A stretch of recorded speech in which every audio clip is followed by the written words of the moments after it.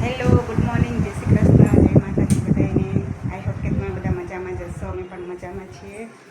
તો આજે છે રવિવાર, તો આજે બધું મોડું છે, હજી છોકરાઓ સૂતા છે અને અમે જઈએ છીએ મત દેવા. હું અને આ જો ક્યારના ઉતાવળ કરે છે, હાલ મત દેવા. દર વખતે ચૂંટણીની ફરજમાં હોય છે એટલે એ નથી હોતા.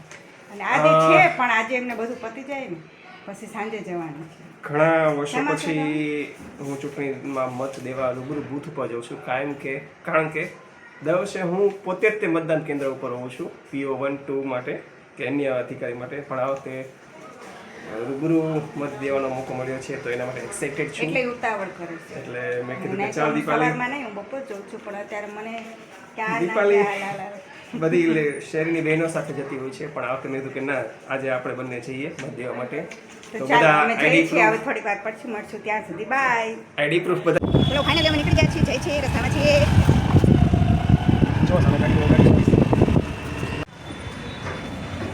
હું મારો મત દઈને આવી ગયો છું અને અહીંયા 2 વોર્ડ છે આ સ્કૂલમાં. દીપાલી બીજા વોર્ડમાં ગઈ છે તો તેની રાહ જોઉં છું. મારે મતદાન પૂરું થઈ ગયું એટલે હું બહાર આવી ગયો. મતદાન મથકથી નજીક વિડીયો કેમેરો નહીં લઈ જવું પણ જોઉં છું, રાહ જોઉં છું. ખૂબ ભીડ છે, સવારના 10 વાગ્યા છે. હા ચલો આવી દીપાલી, રાહ જોઈએ. દીપાલી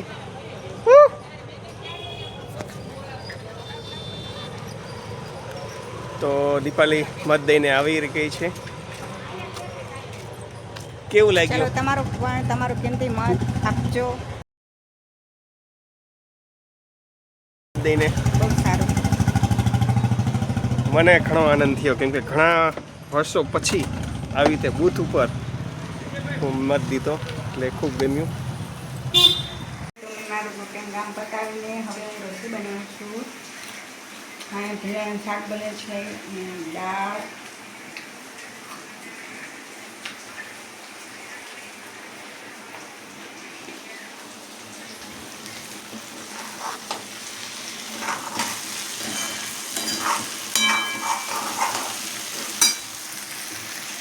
ચલો હું પણ દાળ શાક બનાવી દઉં, પછી હવે રોલ બાંધીશ, પછી રોટલી બનાવીશ. કેમ છો? મેં મારું રિટર્ન કામ બતાવી દીધું છે અને હવે રસોઈ બનાવું છું. રસોઈ બની ગઈ છે અને હવે હું બનાવું છું રોટલી. દાળ શાક ને બની ગયું છે, રોટલી બનાવીશ ને છોકરાઓ જમવા બેસી જશે. હેલો ફ્રેન્ડ્સ, તો અત્યારે હું હવે ફ્રી થઈ ગઈ છું. મારું બધું કામ પતાવીને જમવાનું બધું પતી ગયું છે, તો અત્યારે હું સાવ ફ્રી છું. તો મને થયું કે લાઈ થોડી ક્લિપ લઈ લઉં છું. આજે થોડુંક મારે વિડીયો નહોતો ઉતારી શકાય, અત્યારે ઉતારું છું.